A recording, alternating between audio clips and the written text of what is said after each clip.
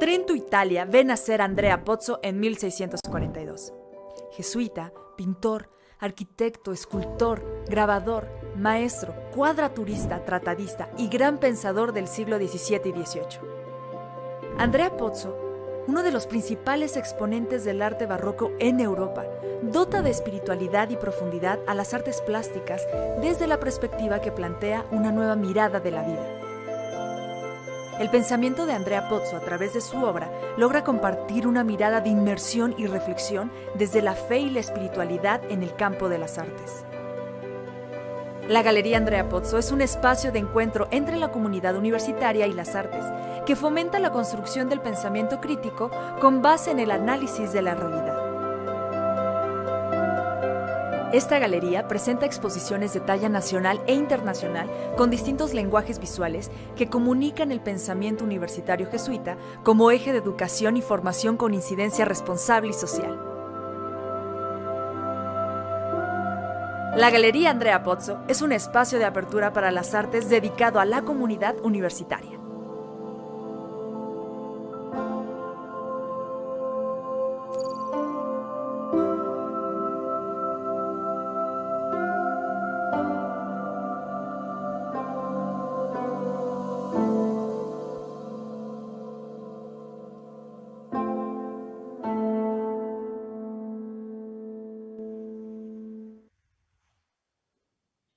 Muy buenas tardes. Desde la Coordinación de Creación y Reflexión Artística de la Ibero Ciudad de México, les damos la más cordial bienvenida a este especial de verano desde el lugar.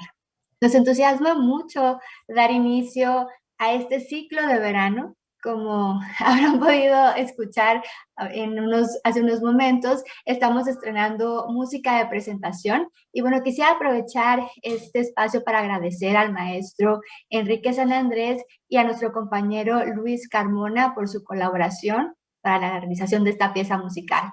A todas y todos los que nos acompañan, nos sintonizan y han tenido oportunidad de escuchar la música, compártanos en la cajita de comentarios qué les ha parecido esta intervención musical. A nosotros nos ha encantado mucho y bueno, se las queremos compartir. Bueno, para ya entrar en materia a este ciclo de verano, les comparto que hemos preparado una agenda de charlas, documentos que tienen como finalidad promocionar y difundir el trabajo de profesionales de la cultura y de las artes, así como sus procesos tanto técnicos como conceptuales para generar este acercamiento en primera persona desde el arte, desde el lugar de gestión. Y bueno, el día de hoy nos acompaña la doctora Scarlett Galindo, directora del Museo Nacional de Acuarela Alfredo Gauti Rojo, ubicado en la alcaldía de Coyoacán, en esta Ciudad de México. Y bueno, es un recinto que se caracteriza por su espíritu y formación incluyente. Ahorita nos va a platicar un poco más Scarlett. Muchísimas gracias por acompañarnos en esta tarde y compartir con toda nuestra audiencia y nuestra comunidad tu saber y gestión dentro de este espacio tan lindo al sur de nuestra ciudad. Gracias, Scarlett. Y bueno, como siempre, agradecer a mi compañero Miguel Ángel Ortiz, jefe de exposiciones y moderador de esta charla, y a mi compañero Luis Carmona, quien está en los controles y hace posible esta transmisión. Les recordamos, como en todas las ocasiones, estaremos muy al pendiente de sus preguntas y de sus aportaciones en la cajita de comentarios de esta publicación.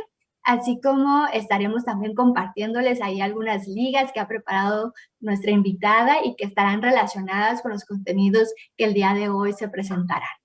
Para nosotros es muy importante poderles leer y generar esta interacción a través de la virtualidad. Muchísimas gracias por acompañarnos en esta tarde de especial de verano, el primero de esta temporada. Y pues sin más preámbulo, cedo el espacio a mi compañero Miguel Ángel Ortiz. Muchas gracias, muy buenas tardes a nuestra comunidad universitaria, nuestra comunidad extendida de la Universidad Iberoamericana Ciudad de México, Tijuana. Pues muchas gracias por estar con nosotros, un poco oxidados porque como que nos faltaba acción en este punto intermedio, pero empezamos este especial de verano desde el lugar, y el lugar El día de hoy es el Museo Nacional de la Acuarela, que ya vamos a ver mucho más de ello, y nos acompaña la doctora Scarlett Rocío Galindo Monteagudo. Muy buenas tardes, Scarlett. Antes de empezar, déjame platicar con los compañeros, con las compañeras de nuestra comunidad a propósito de esta sinopsis, de esta breve semblanza de tu trabajo. Scarlett Galindo obtuvo su doctorado en Ciencias Sociales y Políticas en la Universidad Iberoamericana con la tesis La producción social del arte, redes de cooperación y controversia, que obtuvo mención de honor. Su maestría en museografía en la Escuela Nacional de Conservación, Restauración y Museografía del Instituto Nacional de Antropología e Historia, y su licenciatura en diseño gráfico en la entonces Escuela de Artes Plásticas de la UNAM. Desde el 2013 ha trabajado en el Museo Nacional de Acuarela, primero como coordinadora administrativa y a partir de este año como su directora. Recibió el premio Miguel Covarrubias del INA a la mejor tesis de maestría por su trabajo México en 2 exposiciones internacionales, París 1952 y Osaka 1970. En el 2014 formó parte del programa del Instituto Getty para líderes emergentes en museos y gestión cultural. En el 2016 coordinó la publicación del libro Alfredo Guatirrojo y el Museo Nacional de Acuarela, que ganó el premio Antonio García Cubas del INA como mejor libro de arte en este año. Desde el 2018 es miembro de la Junta del Comité Internacional para la Museología de Latinoamérica y el Caribe, ICOFOM-LAC, de la que actualmente es vicepresidenta. Ha escrito diversos artículos sobre teoría y museos, tales como El museo analizado desde la sociología simétrica 2020, el uso del ATAR en la investigación museológica en el 2019, los museos como espacio de representación política y epistemológica, el uso de la teoría del actor red en la investigación museológica del 2018, entre otros. Muy buenas tardes. Gracias por estar aquí. Scarlett, ¿cómo te ha ido en estos días en el museo con estos cambios? Parece que ya se está abriendo un poco más la posibilidad de visitas. ¿Cómo está el museo en este momento? Cuéntanos. Bueno, buenas tardes a todos. Mucho gusto estar aquí como invitada. Pues mira, el Museo de la Acuarela, Museo Nacional de la Acuarela, pues está ahorita abierto con reservación de visitas. Tienes que reservar tu visita, ya que solo podemos recibir al 40% de nuestros visitantes. Entonces, entre semana casi no hay problema. Puedes llegar, hablar y entrar al museo. Pero en fin de semana sí tenemos un poquito de conflicto porque sí viene más gente de lo que normalmente, bueno, no más gente de lo que normalmente teníamos, pero de la que no, ahora podemos recibir. Entonces, sí es mejor agendar tu visita a los teléfonos del museo. Y ya agendas tu visita a los teléfonos. ¿Por qué en los teléfonos? Porque ahí tenemos nosotros la agenda en el museo física. Y entonces mucha gente lo quiere agendar por internet o por Facebook, pero pues todavía las personas, pues es más sencillo si tenemos la agenda ahí física, decirte sí o no llegó tal persona, podrías entrar, cuestiones por el estilo, ¿no? Entonces es más fácil si lo pides por teléfono. Muy bien, pues miren, empecé a preguntarle cómo va esto porque, bueno, ya estamos cambiando de las circunstancias, todavía no del todo, pero es importante que descubramos este museo si es que aún no lo conocen, porque, bueno, hay una riqueza no solamente en el patrimonio que tiene, sino en la forma de gestionar este museo. Pero antes del museo vamos a platicar de Scarlett en primera persona. Scarlett, ¿cuándo descubriste, eres una mujer muy joven, ¿cuándo descubriste toda esta vocación y este amor que es evidente en todo tu desarrollo profesional por el arte, por la gestión cultural? ¿Cómo se forma esa idea en tu cabeza? Pues bueno, esto ya es un asunto muy personal. Digo, yo pues me gustaba mucho dibujar, me gustaba mucho pintar, pero en realidad cuando era más joven, pues lo que más me gustaba eran los cómics, las historias y demás. Entonces, pues como que por eso me fui por lo que fue el diseño gráfico. Sin embargo, cuando yo terminé de hacer mi carrera, yo hice mi servicio social en un museo. En ese entonces fue en el Museo del Papalote, en el Museo Interactivo Infantil, el Museo del Niño.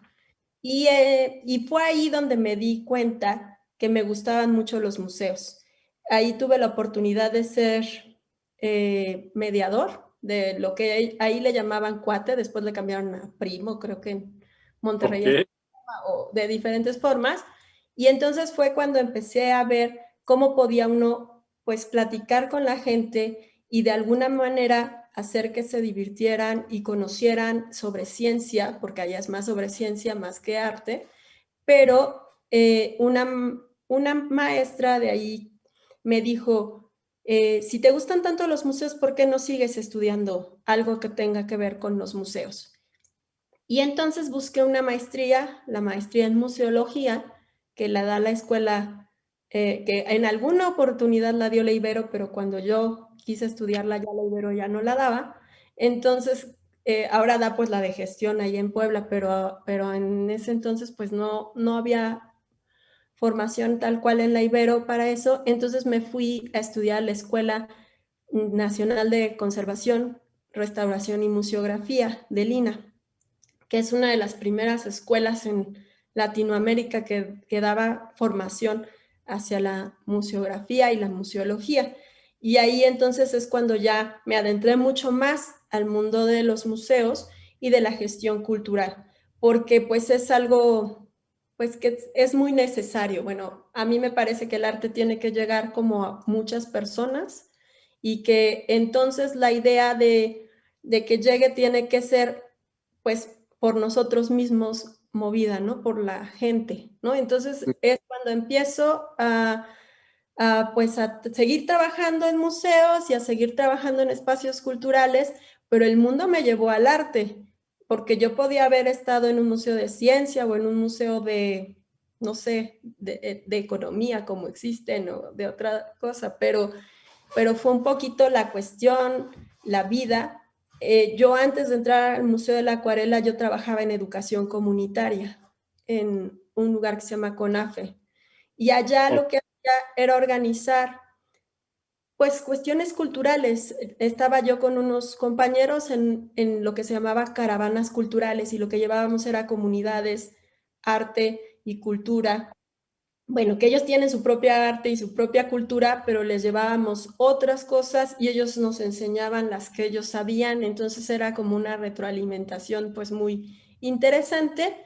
Y después, de un tiempo me llaman, yo acababa de terminar mi tesis de la maestría, me acababa de titular y me llaman de aquí, del Museo de la Acuarela, para ser su administradora y empezar a revisar qué es lo que se tiene aquí y qué es lo que se podía hacer y qué se podía cambiar en este espacio para poder, pues, mejorar, atraer otros públicos y buscar lo que es más importante para un museo, que haya público, que haya gente que lo venga a visitar, porque si Sí, no, bueno, un museo sin público, pues no es.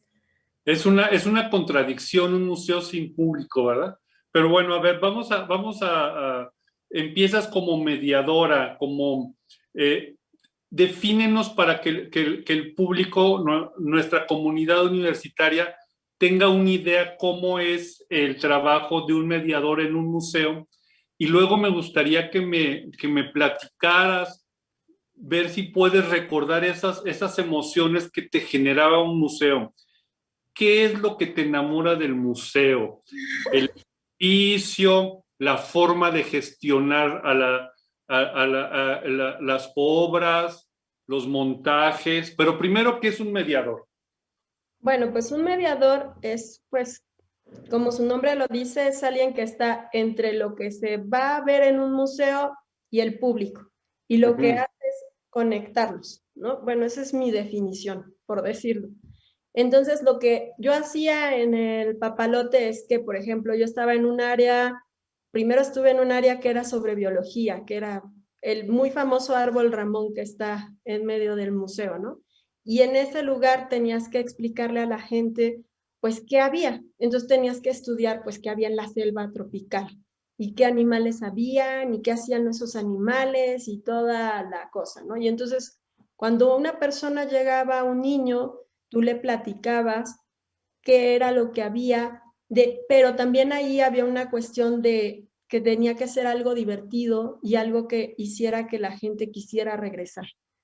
Es todavía algo muy motivante cuando das, porque todavía de repente, muy pocas veces ya ahora, pero puedo dar alguna visita guiada y cuando das una visita y alguien te dice cuando se va, por ejemplo, aquí un día fue muy bonito que un niño salió diciendo, te amo museo, quiero venir otra vez, ¿no? Y entonces fue así como decir, bueno, ya dejamos algo en alguien, esa semillita para que quiera conocer más cosas, conocer sobre el arte, sobre la ciencia o sobre cualquier tema que pueda tener un espacio museológico, ¿no?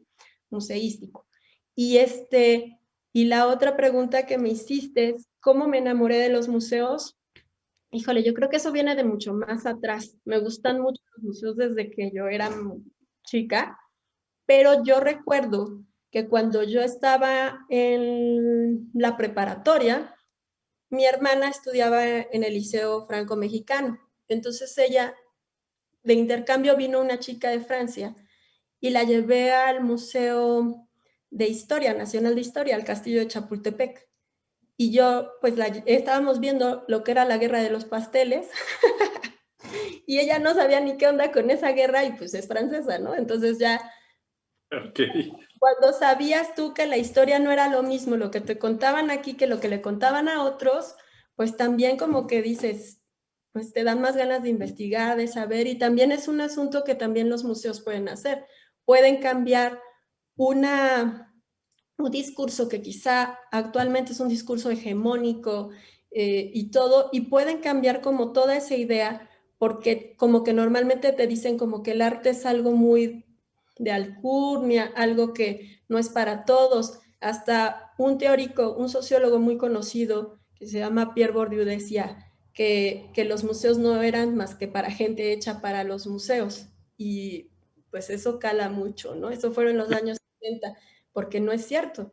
Los museos están hechos para todos, pero depende de nosotros el que así lo sea, ¿no? Entonces tú tienes que cambiar como el discurso para que los demás se acerquen también y lo conozcan. Porque si tú haces un discurso que aleje a la gente, como mucho eso que pasaba antes del papalote de no tocar, porque ahí era, la regla ahí era que todo podías tocarlo, ¿no? Pero en otros lugares no lo es. No Entonces, tocar. pues no se trata tanto de no tocar, sobre todo cuando pues no puedes de otra manera conocer que no sea tocando, ¿no? Entonces es muy interesante poder cambiar como ciertos discursos que traen los museos desde hace mucho tiempo y que ya lo están haciendo desde hace varios años, ¿eh? Ya tenemos muchos años intentando cambiar lo que se cree que es el arte y lo que se cree que es la cultura, porque también pues cambia, es algo que muta, es diferente. Bueno, es que aquí ya vamos a entrar en unos temas peliagudos, porque bueno, por una parte hay un discurso bastante viejito, ya como que no funciona de la exclusividad de la cultura, y además esto se va transformando con todos con toda la tecnología que se va incorporando en los espacios. Yo a partir de esto que dices, supongo que te enamora la idea que hay en los espacios y cómo se puede narrar la historia a través de las obras, pero no solamente la historia, estas emociones, esto que queda en las obras. Ese amor se ha transformado, ese amor cuando descubriste, quiero, no sé cómo fue, a ver tú platícanos. Fue el flechazo, fue poquito a poco, y después de esa primera parte, al día de hoy, como una directora, ya como una persona muy formada y como muy encaminada hacia cosas muy concretas para desarrollar, ¿ha cambiado esa relación de amor? ¿Cómo ha sido eso? Pues a veces así como en las relaciones, de repente es de amor y a veces es de odio, yo creo, porque sí se enoja uno mucho con las cosas, se enoja uno mucho con que uno quisiera que las cosas pudieran cambiar quizá más fácil y más rápido, algunas, ¿no? No solo en los museos, sino en todo. Pero pues el amor ahí sigue. Bueno, para mí sí, la realidad es que el arte, la cultura, los museos son algo que yo no puedo dejar de querer. Yo creo que así como, por ejemplo, para Alfredo Guatirrojo, que luego vamos a hablar de él en el museo fue su hijo, pues yo creo que sí, para mí es así como mi eterno enamorado, ¿no? Porque sí, ahí no puedo evitarlo. Siempre caigo en la tentación y vuelvo a incidir. Ahí voy, como Oye, quizás una relación enfermiza, ¿no? eso significa que tú un domingo de relajación, ahí que no quieres acordarte de nada, de repente te acuerdas que tienes que poner una cédula o tienes que mandar un correo del museo. ¿Es así? Un poquito, sí, así. Sí, no puedo evitarlo. O sea, sí, también si veo un error o una cosa que está mal, pues sí tengo que corregirla inmediatamente, no puedo evitarlo. Pero también, pues soy una persona que el día que descansa le gusta ir a ver otros museos, ¿no? Que a lo mejor no es que podría ser pues también enfermizo, ¿no? Porque a lo mejor lo que quieres es mejor irte a la playa a tomar una margarita, ¿no? En lugar de decir, bueno, si yo voy a visitar otro país, pues lo que intento es visitar la mayor cantidad de museos posibles, lo cual es quizá muy enfermizo, como diríamos, ¿no? Porque pues sí, es lo que me gusta, ¿no? Y me gusta ver qué discursos tienen y qué puedo aprender de cualquier lugar al que voy, y qué podríamos ocupar y cosas por el estilo, ¿no? Que te digo, a lo mejor sí es... Es extremo. Es Pues, extremo. no sé si sea, pero creo que es una pasión que a veces es muy útil, ¿no? Porque, bueno, vas generando un entorno enriquecedor para todas esas personas que nos visitan. Ya me metí ahí en el museo, que los visitan. Y bueno, aparte de eso, vamos a hacer un comercial rapidísimo, estimada comunidad universitaria de la Universidad Iberoamericana Ciudad de México, Tijuana. Mándenos sus comentarios, platíquenos si ya conocen el museo, de dónde nos visitan, de dónde están escuchándonos, y pongan sus comentarios a propósito de la plática con la doctora Scarlett y del Museo Nacional de la Acuarela. Estamos esperando aquí sus comentarios y bueno, vamos a seguir, Scarlett. A ver, es esa pasión, es ese museo del diseño a la dirección de un museo. Vamos a hablar primero de cómo se gesta este museo, porque bueno, Alfredo Guatirrojo, que es el fundador no solamente del museo, platicábamos, apreciable comunidad universitaria antes de entrar al aire, que bueno, es un personaje sui generis y un personaje con un carácter a prueba de todo, porque bueno, en el ambiente cultural que él vivió en el México que le tocó vivir, no era, digamos que lo más esperado, el amor hacia la acuarela. Platícanos un poco de este personaje y cómo llega a fundar este museo, y luego vamos a hablar ya de lo que contiene el museo. Platícanos de Alfredo. Bueno, pues Alfredo Guatirrojo, el fundador del Museo Nacional de la Acuarela, él nace en 1918 y en Cuernavaca, Morelos, y cuando es pequeño platica que tuvo su primera caja de acuarelas y que le gustaba pintar, pero su padre le dice que venga a la Ciudad de México a estudiar para ser abogado y él decide ser pintor. Su madre fue siempre una figura que lo apoyó durante todo lo que él quería hacer y todo, entonces es como alguien muy querido para él, su madre. Y pues llega a México y pues estudia en la Escuela de Artes Plásticas. Les platicaba aquí a Miguel y que Alfredo Guatirrojo no todo el tiempo fue pintor de acuarela, porque en esa época pues él vive pues la época del muralismo mexicano y pues más en esa época lo que hacían era pintar murales, pero a él le gustaba el grabado, le gustaba la acuarela y pues sabía pintar varias técnicas. En el museo tenemos obras de diferentes técnicas pintadas por Alfredo Guatirrojo. Y entonces, pues digamos que en un principio no era y no nace el museo como un museo de acuarela. Primero nace una biblioteca y nace un instituto de arte. Y este instituto de arte que nace en los años 50 no solamente enseña pues acuarela, no, enseñaba diseño de modas, enseñaba joyería, grabado y otras cosas. Sin embargo, a partir de 1957, Alfredo Guatirrojo funda el Salón Nacional de la Acuarela, que es un concurso que se sigue haciendo. En noviembre va a ser todavía aquí en el museo. Ya serán pues como el número 60 y algo. Ahorita no voy a poderte decir exacto porque soy mala con eso, pero él tiene su concurso de acuarela y después de varios años que hace el concurso, se da cuenta y se crea un gremio de acuarelistas que, como en todo, se juntaron 13 artistas y fundan la Sociedad Mexicana de Acuarelistas, perdón. Y la Sociedad Mexicana de Acuarelistas se crea en 1964, con estos 13 miembros fundadores. Después de que pasa esto, es entonces cuando en 1967 se funda el Museo de la Acuarela Mexicana, que es el museo pues precursor y rector de este espacio. Digamos que todo, porque todo es parte de la historia del espacio. Tenemos aquí la biblioteca todavía que empezó a formar desde ese entonces. Y entonces pues se puede decir que pues es un lugar que se volvió un lugar para acuarelistas.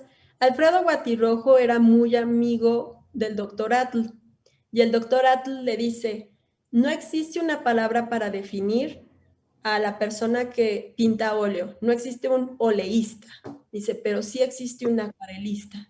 Entonces, ahí hay un lugar en donde sí existe cómo llamarle a un artista que se dedica a la acuarela.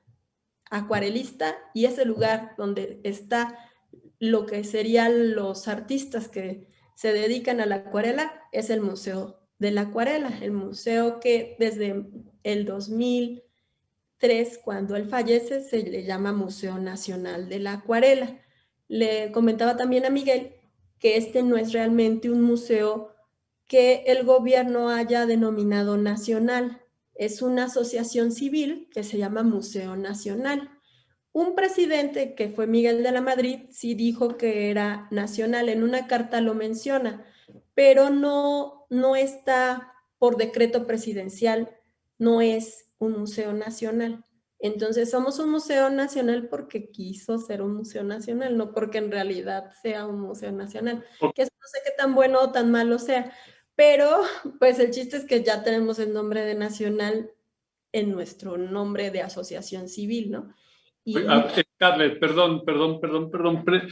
Antes de que sigamos con esa historia, danos la diferencia entre lo que es un museo federal, un museo de Estado, a lo que es esto en donde tú estás colaborando, que es una asociación, un museo de asociación civil? ¿Qué diferencias tenemos? Pues son varias, digo, para empezar, cómo se crean y cómo se gestan, cómo se gestionan también. Porque, por ejemplo, un museo los museos que pone el gobierno pueden ser nacionales, regionales, estatales, o pueden ser también museos comunitarios, también hay algunos que todavía son del gobierno. Pero entonces también la forma en que se gestionan es distinta. Puede haber directores, pero en un museo que es nacional, ¿no? En los museos que no son nacionales, en realidad, el que sería como su director puede ser un jefe de departamento o, bueno, como el equivalente jerárquicamente, podría decirse, y económicamente, como podría pagársele a una persona, porque los presupuestos son diferentes, ¿no? Son distintos para un museo que es nacional, a un museo que es regional, a un museo que es, no sé, de otra índole, ¿no? Entonces son diferentes. Aquí pues los museos que son del gobierno pues son los del INAH, son los del INBA y pues están dedicados a diferentes cosas. Los del INAH son de historia y son de arqueología, están en zonas arqueológicas, por decir, y los del INBA están dedicados al arte, pero son muchísimos menos que los del INAH. Y también tenemos pues otros museos que no pertenecemos como a ese circuito de museos, y el Museo de la Acuarela es uno de los museos más viejos que pertenecen. No somos el más viejo, hace unos años, ya no recuerdo en qué año, porque ahorita con esto de la pandemia uno ya no se acuerda ni en qué año vive, se hizo nos dieron unos diplomas a los museos como que teníamos más de 50 años en la Ciudad de México, y recuerdo que estaba, por ejemplo, el museo que es, por ejemplo, el de la Basílica de Guadalupe, que es un museo, pues, que es de la iglesia, ¿no?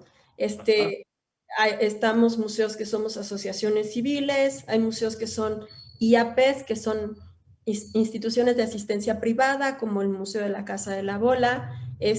Son diferentes gestiones las que tienen y cómo se crean y cómo se fundamentan, ¿no? Entonces, por ejemplo, en el caso de una asociación civil, en el caso en específico del Museo de la Acuarela, tiene una junta directiva que selecciona o dice quiénes deben de estar trabajando en el museo, y pues nosotros tenemos una junta directiva a la que le tenemos que rendir cuentas sobre lo que estamos haciendo en este espacio.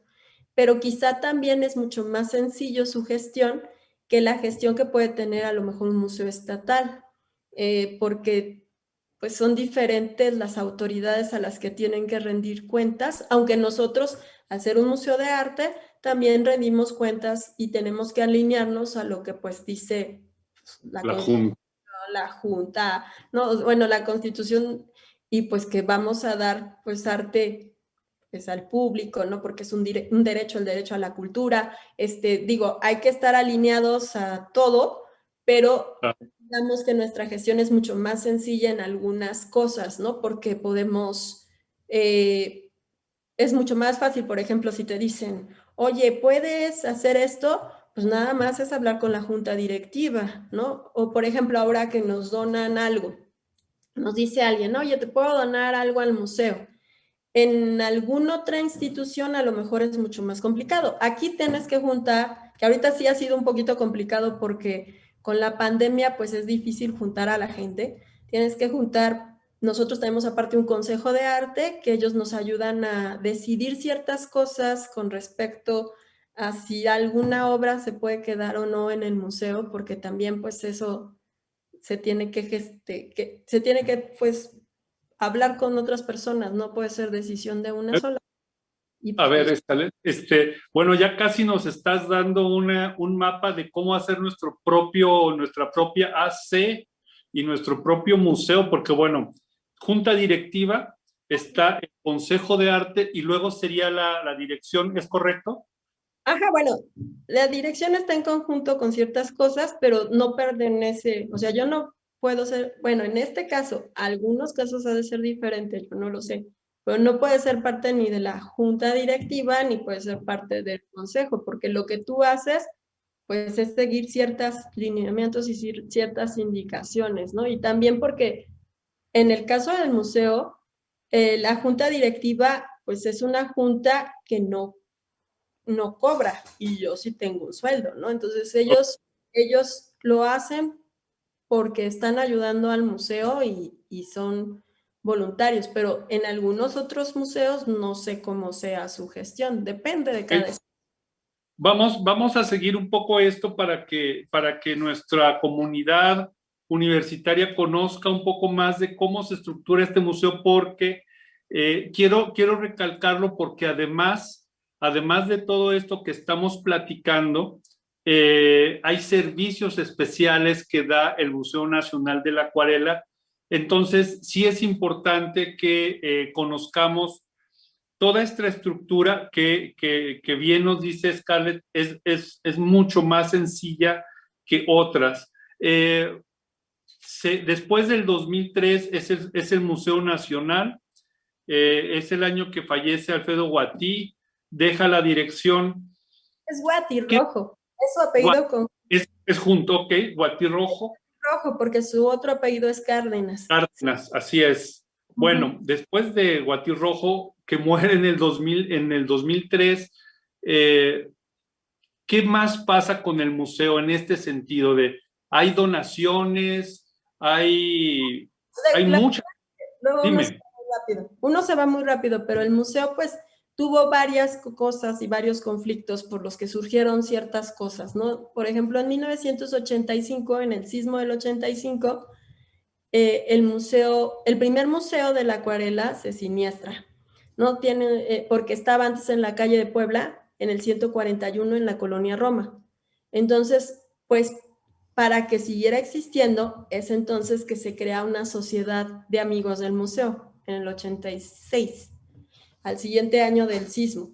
Y entonces, esta asociación, junto con todos los acuarelistas que ya eran parte, pues, del museo, lo que hace es, pues revisar y qué se puede hacer y buscar, y entonces entre todos los acuarelistas, la gente de la sociedad de amigos y demás, buscan otro espacio donde el museo puede estar, y es entonces cuando el museo llega a Coyoacán, a partir de 1987, en el lugar en el que ahora lo pueden encontrar, pero antes estaba en otro lado. Y bueno, y lo otro es, cuando fallece Alfredo Guatí Rojo, pues otra vez esta asociación, la Sociedad de Amigos, pues empieza a gestionar qué se puede hacer por el museo y empiezan a hacer cosas para que el museo no se pierda, ¿no? Entonces es una asociación importante para los museos, las sociedades de amigos son importantes porque pues intentan apoyarlo a que no caiga, igual que la Sociedad de Acuarelistas, porque pues te digo, ven en este museo su casa. Entonces, pues digamos que son nuestras, es que no sé si son sus hermanas o sus hijitas, pero pues es que la sociedad de acuarelistas es anterior al museo, entonces podría ser como hermanita o algo así, pero pues es importante tenerlas. Y lo otro que me decías es que, ¿qué pasa? Pues bueno, entonces por eso entra una junta directiva, porque pues Alfredo Guatí Rojo busca muy bien quiénes pueden apoyar a que el museo siga, entre artistas, entre gente que como te comentaba, por ejemplo, estaba León Portilla, entre gente lo que sería pues, la vida cultural y demás de este país, para que puedan apoyar al museo a que siga existiendo. Y entonces deja una junta directiva que se encarga de este espacio, de gestionarlo. Ok, entonces, bueno, el museo tiene varias vertientes de enriquecimiento, no solamente de patrimonio, sino de apoyos. Estos hermanos, estas hermanas que van construyendo, pues esta familia que ahora es el museo. A ver, Escaleta, una pregunta que quizás sea un poco casi de ficción. El maestro Alfredo Guatirrojo, ¿crees que construyó esta? ¿Te imaginabas hasta dónde podría tener el alcance que tiene el museo en este momento? Porque bueno, como artista me imagino que disfrutaba mucho el coleccionismo, apreciar la obra de sus colegas, pero bueno, ha permanecido y está creciendo conceptualmente y materialmente. Sí, mira, no sé si se lo imaginaba, lo sufría, porque hay una obra que se llama El Circo de la Vida, donde está él en un monociclo con su museo en la cabeza. Entonces, hay una obra en el museo que es esa, por si un día lo vienen a ver. Entonces, sí lo sufría. Le escribió un poema al museo y el museo era su hijo, el museo. Entonces, sí lo vivía, pero de imaginarse hasta dónde llegaría, no lo sé. Lo que pasa es que también como que nadie se le había ocurrido hacer un museo de acuarela antes que a él, y eso fue muy importante, porque además después de este museo de acuarela ya hay otros museos de acuarela o ideas de hacer museos de acuarela en otras partes del mundo, porque asociaciones de acuarelistas hay en casi todos los países.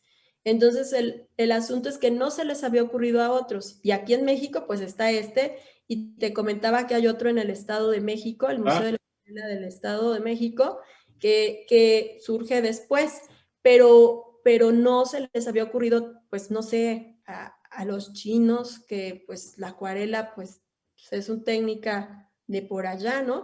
Y Sí. ahora ya se les ocurrió, pero pues ya creo que van a hacer una especie de aldea de la acuarela, pero todavía no sé si ya la lograron o no hacer. Pero sí, y hay otros espacios, por ejemplo, en Ecuador hay un museo de la acuarela y el dibujo y otros lugares. Yo creo que lo que también estuvo bien elegido fue la técnica, y esto que dijo el doctor Atl, pues tuvo sentido, o sea, pues sí, no existen oleístas, son pintores, pero sí existen acuarelistas. Vamos a entonces un museo Sí, dedicado a los acuarelistas, a la porque acuarela. además es una técnica un poco más íntima, más de pequeños formatos, más que se puede compartir de persona a persona. Yo pienso que por ahí pudiera haber algo, pero bueno, evidentemente el maestro Alfredo fue un visionario porque es la primera museo en ese sentido, ¿no? En todo el panorama nacional e internacional. A ver, ahora, ¿qué colecciones tienen en este museo de las primeras adquisiciones o donaciones hasta el momento? ¿Qué es lo que podemos esperar si visitamos el museo? Bueno, cuando el museo se creó, encontramos con la historiadora Ana Garduño, que fue la que hizo el libro del museo. Yo coordiné pues el que se hiciera, pero ella es la autora del libro. Ella investigó que había aproximadamente 55 obras cuando se crea el Museo de la Acuarela. Nosotros ahorita tenemos cerca de 1571, más o menos, un Ajá. poquito, pero nuestro acervo va creciendo, se va acrecentando a partir de donaciones. Al principio sí fueron adquisiciones de nuestro fundador, de Alfredo Guatirrojo, pero posteriormente ha habido muchas donaciones. Ha habido cuestiones de hacerle un poquito ahí como, ay, donen una obra a algunos artistas, ¿no? Porque hay otros que pues muy amablemente lo han donado. Hay gente que pues son artistas que dicen pues me la deberían de comprar, pero el museo no tiene recursos para comprar obra, ese es el problema. Entonces, si quieres formar parte pues es mucho más sencillo si tú nos donas una obra, ¿no? Es complicado, yo entiendo a los artistas, pero también hay que entender pues que no somos un museo pues rico, ¿no? Por decirlo de alguna manera. Entonces, somos un espacio que está abierto a mucha gente, que tenemos, por ejemplo, una forma de crear nuevos públicos para la acuarela también, porque damos clases aquí, es un museo escuela desde que se creó. Entonces, dan clases para niños, se dan clases para adultos, tenemos un concurso para niños de acuarela, un concurso de aficionados a la acuarela, que ahorita está abierta la convocatoria por si quieren participar.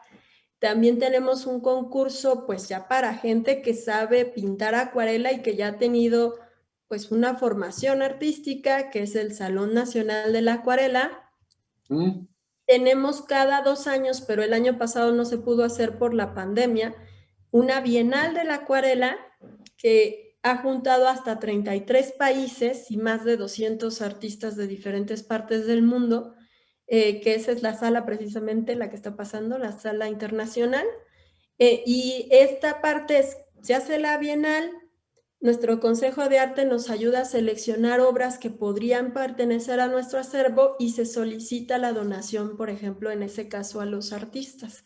Si gustan donarla, pues se queda, ¿no?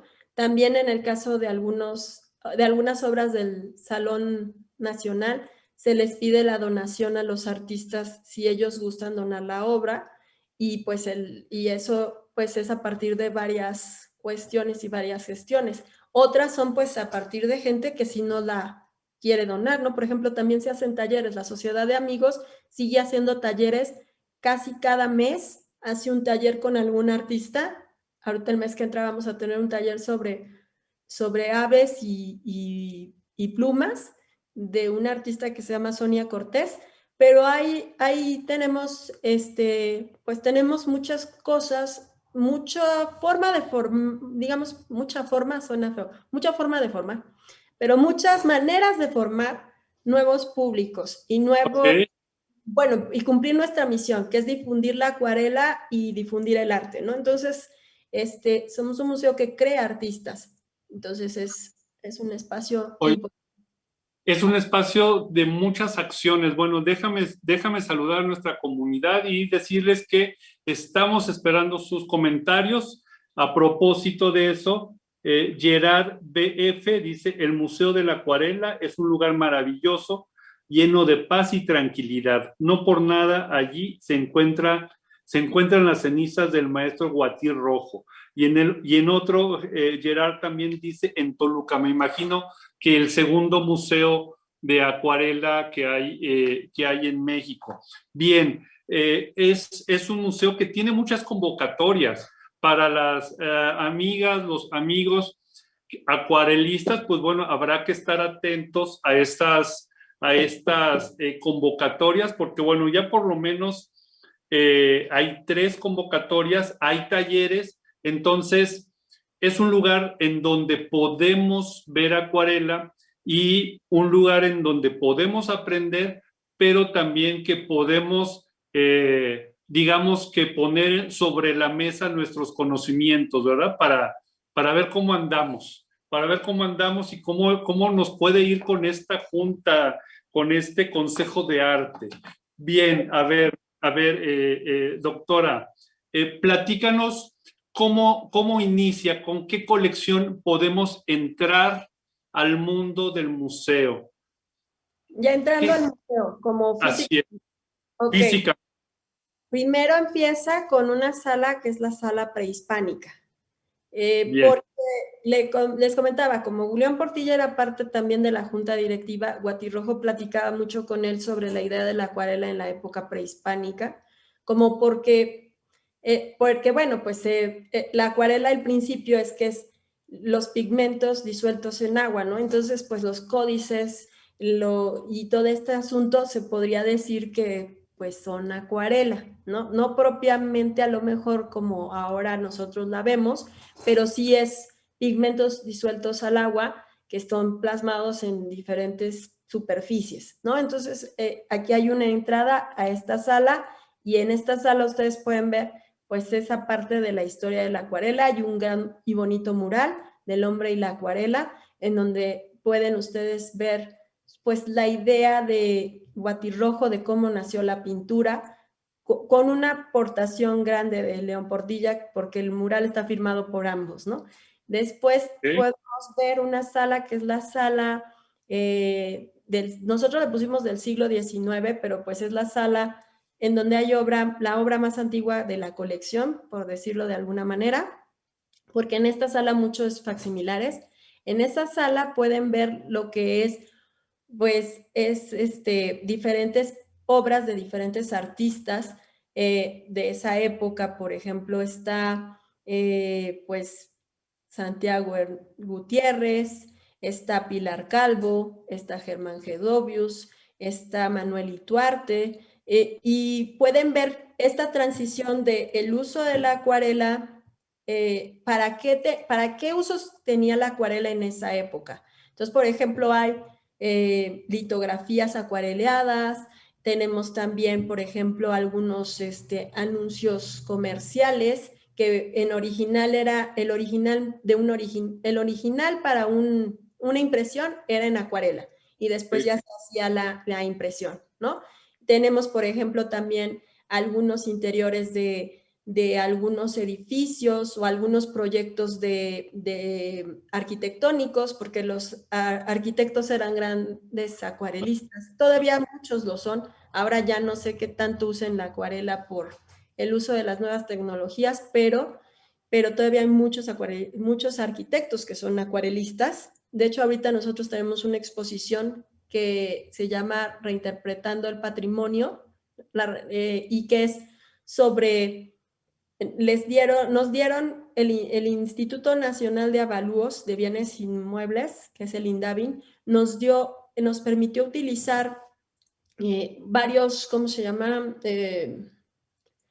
Varios planos para que artistas los reinterpretaran e hicieran pues su propia creación artística a partir de esos planos. Y entonces ahorita tenemos una exposición dedicada a eso.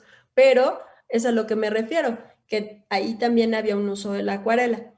Y ya después empiezan las salas, que es la Sala Nacional, que es una sala ya dedicada a gente que ya se denominó acuarelista y que empezó a pintar acuarela, ¿no? Realmente. Entonces tenemos obra de Raúl Anguiano, tenemos obra de una artista muy importante para el museo que es Marta Orozco, tenemos obra de los primeros acuarelistas, de los primeros miembros de la Sociedad de Acuarelistas, que pues la Sociedad de Acuarelistas se funda en 1964 con 13 miembros, y tenemos ahí pues a esos 13 miembros que ustedes pueden pues ver sus creaciones. Tenemos diferentes ya experimentaciones de la acuarela como técnica, o sea, hay creaciones más abstractas, hay creaciones hiperrealistas, hay retratos, hay paisajes, hay diferentes usos de la técnica, el húmedo sobre húmedo, el húmedo sobre seco y demás. Y tenemos una sala, pues la que les enseñé hace rato, bueno, que les dije hace rato, que es la internacional, que es a partir de la Bienal, de la acuarela. Entonces, pueden visitarlas pues todas. Y bueno, temporales en la galería, ¿no? Que también, este es nuestro museo tiene, pues digamos, unas salas permanentes, aunque la obra la podemos ir rotando, y tenemos exposiciones temporales en nuestra galería, Berta Pietrasanta, en honor a la esposa de Alfredo Guatirrojo, que fue su esposa desde 1941 y que ella era la mano fuerte del museo, según me dicen. Ella era la que la mano bestia que hacía que las cosas funcionaran. Scarlett, a ver, aquí nos llegaron otras preguntas, pero antes saludar nuevamente a nuestra comunidad, y recuerden que el especial de verano va a tener varias sesiones. Ustedes no se pierdan las promociones que están en nuestra página, porque así de interesantes creo que van a estar todas las charlas.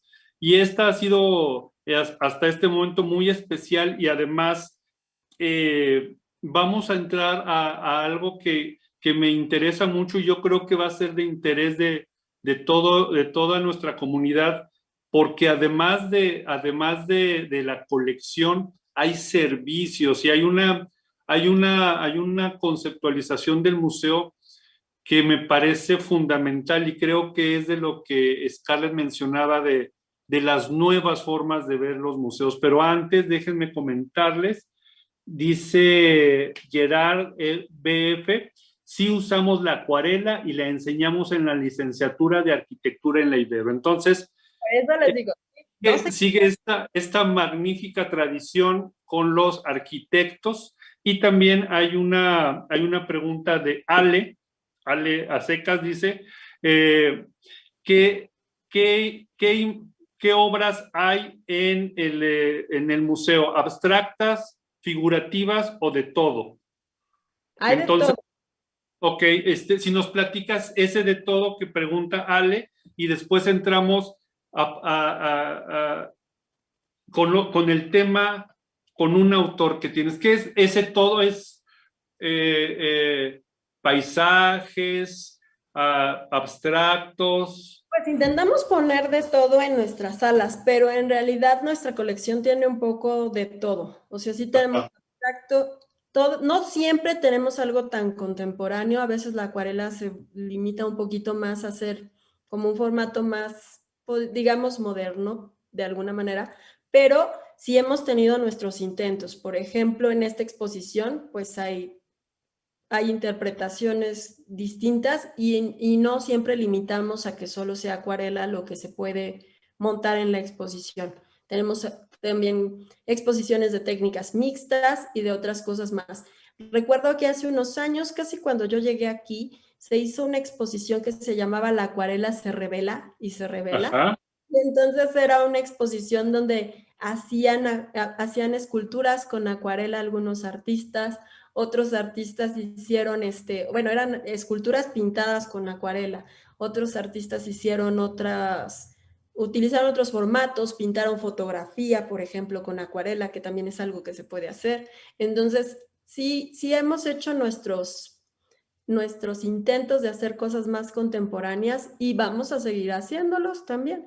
Pero tenemos un poco de todo, tenemos abstracciones geométricas, abstracciones pues mucho más menos figurativas y tenemos también obra figurativa, porque también depende mucho de cada artista, de cada país. Por ejemplo, los chinos tienen una gran escuela de acuarela, pero acuarela súper minuciosa, hiperrealismo, y entonces pues hay artistas que son hiperrealistas que también tenemos en nuestra colección y pues tenemos de todo un poco, lo que Ok, podemos. entonces un visitante, una familia que vaya ahí, que en esa familia haya de todos los gustos, van a poder encontrar algo que les dé sentido a su interés y a su imaginación. Entonces, bueno, amigos, vean esta riqueza que tenemos en el Museo Nacional de la Acuarela y visítenlo si no lo conocen, dense la vuelta, vean su página, que esta página y la información a propósito del trabajo que hace Scarlett está en la caja de comentarios, estas ligas en donde ustedes van a poder abundar más sobre el museo. Pero ya casi, todavía no nos falta un poquito de tiempo. A ver, Scarlett, platicábamos hace un momento del museo como un espacio que se está actualizando, como un museo en donde se están retomando ideas de inclusión. ¿Qué significa estas ideas de inclusión? Y platícanos tú cómo has vivido esto. Y hay algo, platicábamos hace un momento, comunidad, antes de que entráramos al aire, de un artista muy importante para la cultura mexicana y además de ser un gran artista, un gran profesor que realmente es impresionante lo que dejó como profesor y como artista. Platícanos también de esto, qué significa ser un espacio inclusivo, qué significa ser un espacio de educación en este momento. Bueno, pues muchas cosas. O sea, por ejemplo, bueno, el Museo de la Acuarela empieza a preocuparse por la inclusión desde más o menos estábamos en 2015, cuando, pero bueno, ya se preocupaba desde antes. Te platiqué un poquito y no sé si lo platiqué mucho. El museo, el maestro Alfredo Guatirrojo, al terminar su vida, perdió la vista. Entonces fue un pintor que perdió la vista y pues tenía ceguera. Y su esposa, cuando ya era mayor, perdió la movilidad en las piernas, entonces usaba silla de ruedas. Entonces, para el Museo de la Acuarela es muy importante también la inclusión de personas con alguna discapacidad, porque creemos que el arte pues debe de ser para todos. No somos el primer museo que hace inclusión, no somos el único. Te platicaba también que existe una red de museos para la atención a personas con discapacidad, que es una red que se creó a partir de trabajadores de museos. Esto tuvo que ver con un momento en el que una persona con silla de ruedas no podía entrar al Templo Mayor. Entonces se crea esta red de museos para la inclusión de personas con discapacidad, y lo que hace la red es gestionar ciertas capacitaciones para personal de museos en diferentes áreas. Por ejemplo, tenemos nosotros, bueno, la red, me incluyo dentro de la red, tenemos capacitaciones en lengua de señas, tenemos capacitaciones en braille, tenemos pláticas sobre diversas discapacidades, sobre el trastorno del espectro autista, sobre el síndrome de Asperger, el de Williams, y diferentes formas de ser y formas de ser personas que podemos pensar. Y entonces, lo que hace, pues, es apoyar, lo que hace la red es apoyar a los museos. Y nosotros, ya como parte del museo, se empezaron a crear aquí diversas actividades y diversas alianzas con ciertas instituciones para poder ser un museo incluyente. Nosotros, por ejemplo, en el Museo de la Acuarela, y siempre lo platicamos, uno de los jardineros tiene autismo, uno de los jardineros del museo, y ya tiene varios años trabajando con nosotros, y es un chico muy capaz de poder hacer lo que hace. A veces, ahorita con la pandemia le ha costado trabajo regresar y volver a hacer las cosas como antes, sobre todo cuando estábamos cerrados, no le gusta mucho estar encerrado. Ahora que ya le gusta más estar aquí. Y tenemos, por ejemplo, pues algunos programas y actividades de inclusión. Por ejemplo, nosotros damos, cuando todavía no teníamos el asunto de la pandemia y de que no se puede tocar como todas las cosas que ahora no se pueden tocar, teníamos obra táctil que nuestros mismos personas del museo, chicos de servicio social, de diferentes instituciones, nos ayudaron a recrear algunos cuadros con ciertas texturas que fueran las que se pintaron para que las personas las pudieran tocar. También teníamos, pues tenemos audiodescripciones de algunas obras para que puedan escucharlas. Intentamos tener pues ciertas cuestiones de inclusión en nuestro Facebook, que pueda ser un lugar en donde puedan tener subtítulos por si los necesitan. Se intentan hacer muchas cosas. Todavía es un camino por recorrer, pero lo estamos haciendo. Y pues lo habíamos platicado precisamente por otro autor que tenemos en el museo, que es Germán Gedovius, y que te decía yo que este artista pues era sordo y pues fue un gran maestro de varios acuarelistas. Entonces es algo muy interesante cómo el arte puede trascender a pesar de ciertas discapacidades. Alfredo Guatirrojo, cuando ya no podía ver, pintó un cuadro que se llama Drama 1. Él intentaba pintar 30 dramas, pero la vida ya no lo dejó pintar tantos dramas. Pero digamos que sí es un asunto de que ellos querían seguir creando y que querían transmitir emociones a pesar de que ya no pudieran hacerlo de la forma en que normalmente pues lo hacía, que era pues con una pintura, porque Alfredo Guatirrojo era mucho más formal, realista para hacer una pintura, ¿no? Pero sus últimos cuadros pues ya son mucho más abstractos, mucho más sentimentales, digamos, por el asunto, ¿no? Ok. Y diferentes, pero sí, digamos. Oye, bueno, es que esto que nos estás comentando, que estás compartiendo, bueno, no solamente es interesante formalmente, sino que desestabiliza lo que muchas personas tenemos la idea de que el arte tiene que ser algo casi para gente que vuela, para gente que se ha leído como 5 bibliotecas, que ha hecho 8 maestrías y además sabe pintar. Pero esto que nos comentas, pues el arte es un bien para todas las personas en cualquier condición. Esto pone al museo en un punto muy importante porque, bueno, está dando la batalla para estar al día en ese sentido. Platícanos un poco más de cómo se ha construido esto y las murallas y los baches que seguramente han tenido que sortear para poder construir este espacio incluyente. Pues bueno, ahorita con la pandemia fue todavía más complicado, pero lo hemos también hecho. Como seguimos dando clases, por ejemplo, en línea, seguimos dando clases en línea y pues hemos dado talleres en línea también.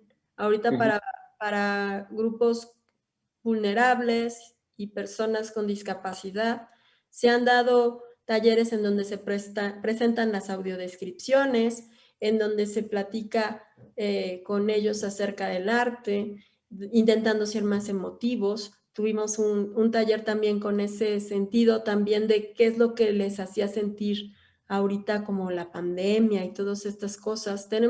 Seguimos funcionando y seguimos trabajando porque intentamos subsistir. Ahorita es un momento en que los museos sí tienen que seguirlo intentando porque en realidad es un momento muy complicado, pues estuvimos cerrados, bueno, no solo los museos, todos lados estuvieron cerrados, pero fueron muchos meses, fue mucho tiempo. El tema, por ejemplo, ahora del ICOM fue reimaginar qué es lo que va a pasar ahora con el museo si ya no puede ser igual que antes, ¿no? Si ya no podíamos abrir, si ya la gente no podía ver y tocar, o no tocar, pero ver una obra, qué es lo que en realidad le queda al museo todavía, ¿no? Para poder seguir. Y yo creo que le quedan muchas cosas, porque los museos tienen mucho que dar a la sociedad. Bueno, al menos es mi perspectiva, porque te digo que tampoco puedo ser tan objetiva.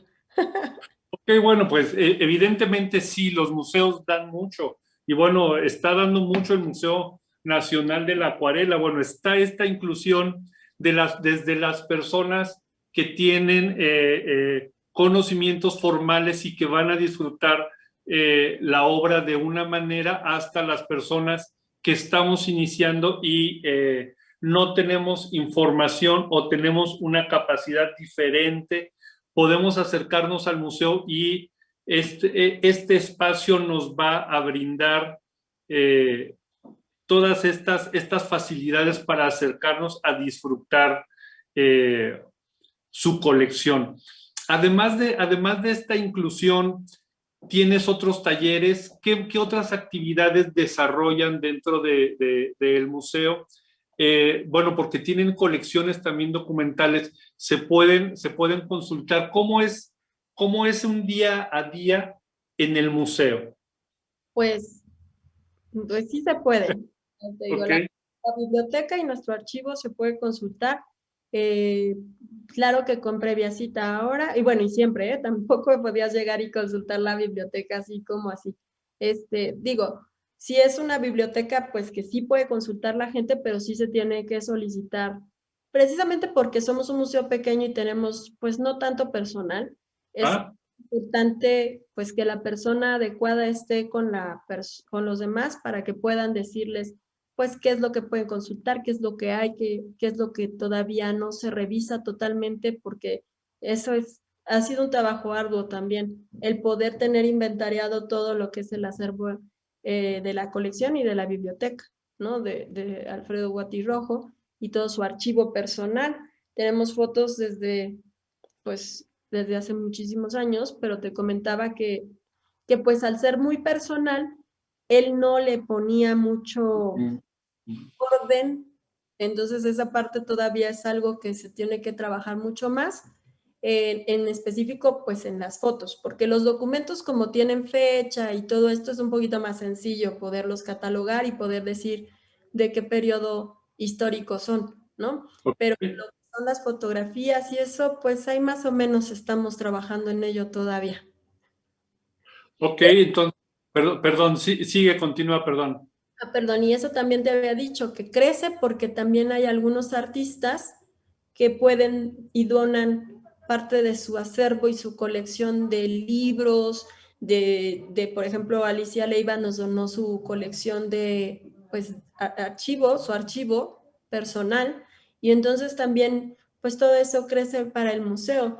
Hace unos años nos vinieron a consultar para ver qué teníamos sobre mujeres artistas, y nos preguntaron sobre algunas mujeres artistas que sí tenemos obra o que sí tenemos algún documento.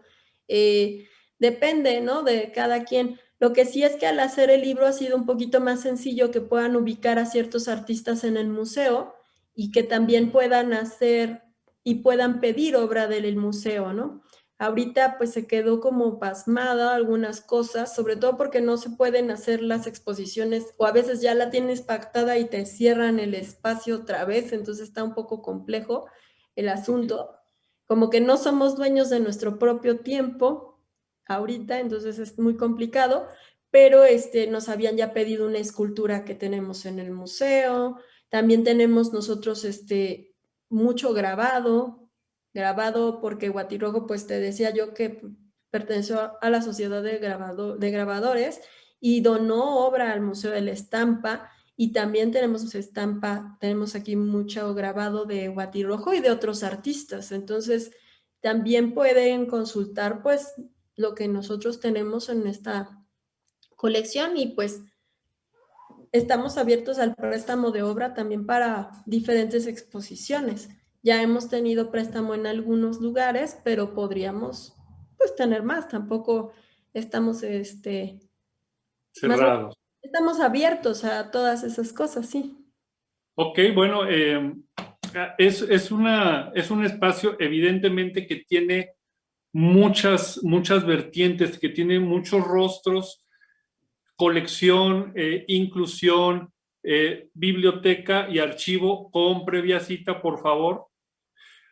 Hablen, ya otra vez iba a decir, háblenos, ¿no? Hablen al museo para que se pongan de acuerdo con las administraciones para consultar el espacio y además las convocatorias. Doctora, por favor, recuérdenos que anualmente qué convocatorias tienen para las personas que puedan estar interesadas, estén atentas, visiten su página o mejor aún, visiten el espacio también con cita por el momento, pero yo espero que pronto se regularice, ¿verdad? ¿Qué convocatorias tienen en el año? Tenemos convocatorias para concurso infantil, concurso para aficionados, que se está ahorita, les decía, en este momento, abierta. Tenemos el Salón Nacional, que es más o menos en noviembre. Tenemos cada 2 años una bienal, pero ahí para la participación es a partir de asociaciones de artistas, participan por asociación, porque no podemos pues tener como pues, todos los artistas, está un poco complicado. Entonces las asociaciones artísticas seleccionan un grupo de artistas que se presentan, una representación que se presenta en el museo. Y tenemos también, ahorita sí ya nos hemos tardado en hacer lo que es un concurso que se llama Medios Acuosos, que es de acuarela y técnicas mixtas, pero es que ha sido muy complejo con la pandemia. Y al ser también pues hermanos o compañeros de la sociedad de acuarelistas, ellos hacen sus propias convocatorias, pero sus concursos también los llegan a hacer aquí en el museo. Entonces, pues tenemos muchas convocatorias para, la verdad, para que la gente pueda participar y pueda, pues, de principio, pues estar exhibido en un museo, ¿no? Y ya después, pues a lo mejor ganar un premio, no lo sé, dependiendo del O sea que lo interesante en este sentido, según lo veo yo, es que el espacio, el Museo Nacional de la Acuarela, da espacios para poder interactuar. De una manera o de otra, los creadores, los acuarelistas, pueden interactuar con este espacio, en algún momento tener exposición o ganar un premio. Pero también el público tiene diversas maneras de interactuar con este espacio como visitante, practicando en algún taller o simplemente estando en el espacio y consultando los espacios necesarios. Entonces, es un espacio absolutamente múltiple, es muy, no sé si por el tamaño, esto que dices tú de que es una C y es más fácil, es tan flexible en su manejo. ¿Será eso o es tu vocación también la que aporta ahí cosas? Pues son diferentes cosas. Yo creo que también pues sí, o sea, el que somos una C puede hacernos más abiertos, pero también es la vocación de cada persona lo que ayuda, porque pues no es lo mismo, a lo mejor cómo se enfocaría algo si tú eres artista, si tú eres gestora, si tú eres, o sea, diferentes personas. Yo creo que eso sí se puede ver en cada museo cuando, o sea, yo me imagino, no sé, pero hasta en el tipo de exposiciones que quizá realiza, ¿no? Depende mucho, pues, de la gestión de cada quien, porque a lo mejor te puedes enfocar más al arte, a la cultura, o puedes volverte un espacio más abierto para ciertas otras cosas, ¿no? Aquí nosotros todavía tenemos algunas restricciones, o sea, por ejemplo, nuestras exposiciones pueden ser exposiciones de un artista, si lo puede solicitar y si es aceptada su exposición, lo puede solicitar, pero si pero sí hay alguna restricción. Por ejemplo, el 70% de la obra que se monta en la galería temporal tiene que ser acuarela, ¿no? A menos de que sea una exposición de otra cosa, pero digamos que como nuestra misión es difundir la acuarela, pues sí tendría que haber acuarela entre lo que está exhibiendo, ¿no? Hay un marco que regula las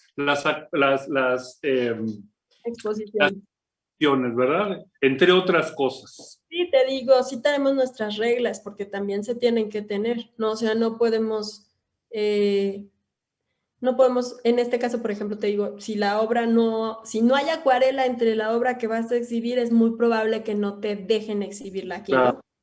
Porque pues entonces no estaríamos cumpliendo con nuestra misión de difundir la acuarela. Sería otra cosa lo que se está haciendo, ¿no? Sería otro perfil. Vamos con dos dudas. Bueno, ¿generan vinculaciones con otros espacios para realizar exposiciones temporales? Preguntan. Y otra de Gerard, dice, mi madre Emma Cecilia Flores pertenece a la Sociedad de Acuarelistas, a invitación del maestro Guatí Rojo en su momento. ¿Puede donar parte de su obra al museo? Scarlett, ya hay una propuesta de donación. Ahí está. Gracias, Gerard, por todos los comentarios, por seguirnos. Y bueno, ahí están estas dos cuestiones, Scarlett. Sí, bueno, de que puede donar obra. Y eso ya no queda duda. Además, sí la conocemos, sí la ubico. El asunto también, ¿cuál era la otra? Que si hacíamos vinculación, pues te digo, ahorita precisamente nuestra exposición es con el INDAVIN, que el INDAVIN es del gobierno, es el Instituto de Avalúos de los Bienes Inmuebles, y está muy cerca de nosotros. Nosotros somos Salvador Novo 88 y ellos son Salvador Novo 8. Entonces fuimos y pues somos vecinos, nos visitamos y les pedimos por eso esto de los pues como tienen mucha cuestión arquitectónica, que nos prestaran los planos y la gente los reinterpretó y aquí los exhibimos y pues estamos esperando que esta exposición pueda itinerar en algún otro lugar. Y para esta exposición hubo una convocatoria, porque tampoco nos gusta mucho la idea de ser un museo cerrado y solamente nuestros artistas, ¿no?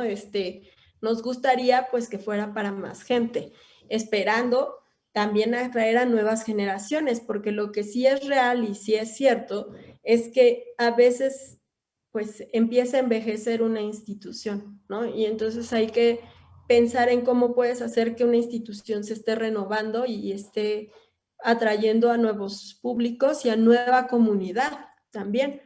Si hemos hecho cosas, ¿con qué otra institución hemos hecho? Déjenme pensar, porque a veces uno no sabe tanto. Bueno, hicimos una exposición con la Sociedad de Ilustradores.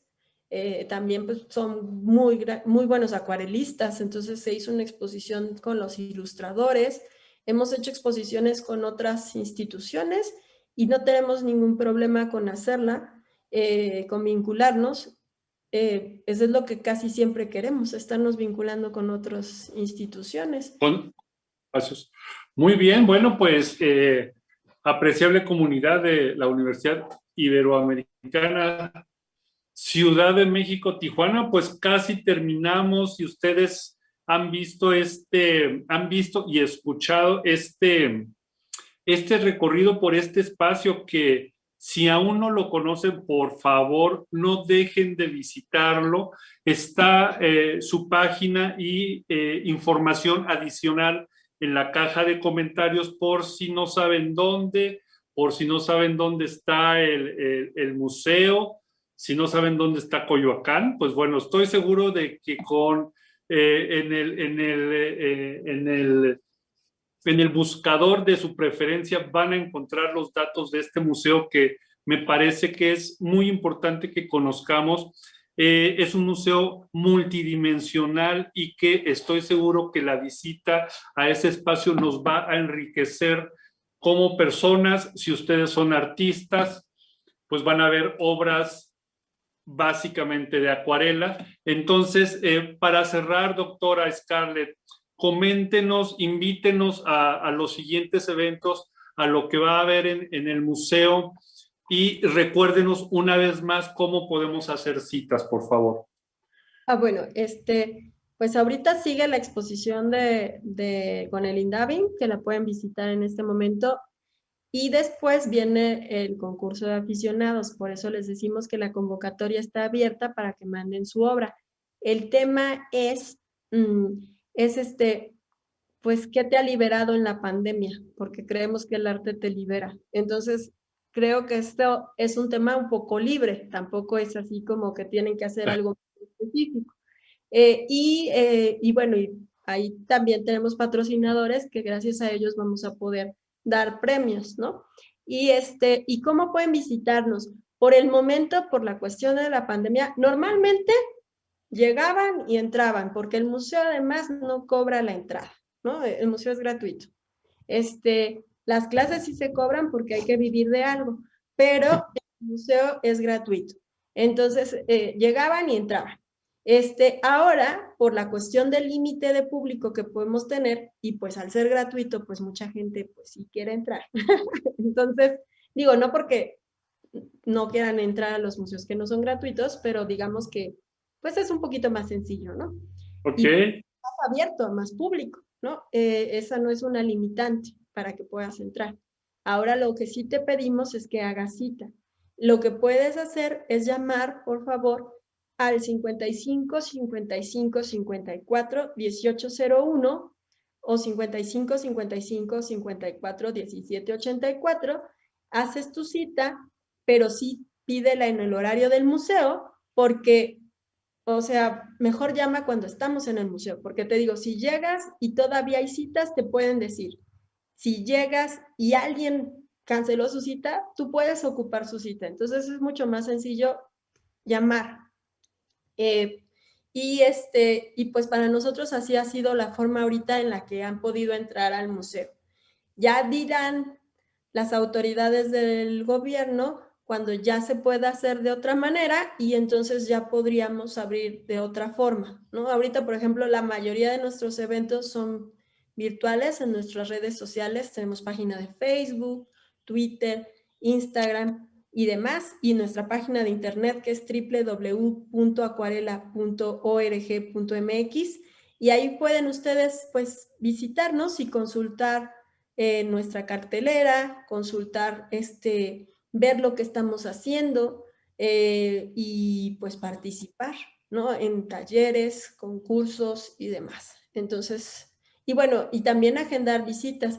Tenemos una visita que tenemos que esperar a que nos permitan hacerlo, pero es una visita, te decía, táctil, no solamente en las obras táctiles, sino también en el museo, en el jardín del museo, hay unas esculturas. Y esas esculturas forman un poema, porque a Guatirrojo le gustaba mucho la poesía. Entonces, esas esculturas que forman un poema, las visitan y las tocan, ¿no? Entonces, pues hay muchas cosas que pueden hacer y que pueden visitar. Antes había talleres todos los fines de semana para niños, ahorita todavía no los podemos hacer, pero pues esperemos que pronto ya podamos hacerlos para que nos puedan visitar y pues conocer más de qué es la acuarela, no solo que se las platiquemos, sino que también las puedan hacer, ¿no? Puedan hacer una acuarela aquí mismo. Pero pues estamos abiertos a lo que ustedes nos pidan, ¿no? También es un espacio que está abierto. Muchas gracias. Bueno, un espacio que está abierto y es un espacio que tiene muchas dimensiones y ojalá que si no lo conocen pronto lo conozcan. Muchas gracias a la doctora Scarlett Rocío Galinto Monteagudo por toda esta información y su conocimiento, una mujer de conocimiento y de trabajo, y ustedes van a poderlo ver en este Museo Nacional de la Acuarela, Alfredo Guatirrojo Cárdenas. Muchas gracias, muchas gracias. De veras una plática muy interesante, Scarlett, y esperamos vernos pronto en el museo. Los esperamos. Pues Ale, muchas gracias por acompañarnos. Si quieres comentar algo, gracias a la comunidad por estar aquí y muy buenas tardes. Sí. Gracias, Miguel, gracias, Scarlett, gracias por esta charla tan interesante y por compartirnos este espacio del Museo Nacional de la Acuarela.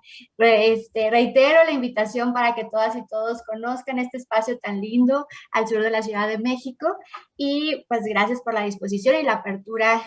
Recuerden de hablar y de hacer el proceso para no perderse una cita en este espacio tan especial. Y bueno, finalmente para recordarles que el próximo 8 de junio estaremos en este especial de verano con Ditzi Perales, sacerdote jesuita, quien también es profesional de las artes circenses y quien nos estará visitando, bueno, de forma virtual desde Venezuela. Con él estaremos hablando sobre el circo y este enfoque social que se tiene. Les recuerdo, la cita es el 8 de junio a las 5 de la tarde a través de red social. Sin más, pues muchísimas gracias y que tengan una excelente tarde.